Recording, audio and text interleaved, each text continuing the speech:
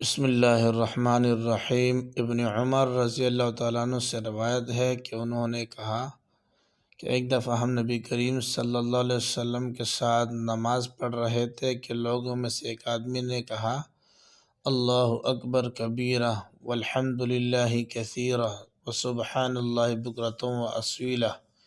نبی علیہ السلام نے پوچھا فلاں فلاں کلمے کہنے والا کون ہے؟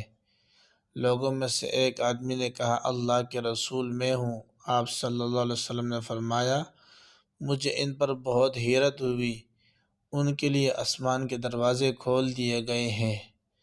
ابن عمر نے کہا میں نے جب سے آپ سے یہ بات سنی ان کے بعد سے ان کلمات کو کبھی چھوڑا نہیں ہے۔ تو نماز میں یہ کلمات ثنا یعنی سبحانک اللہم کے بعد پڑھے جا سکتے ہیں۔ اللہ تعالی عمل کی توفیق نصیب فرمائے۔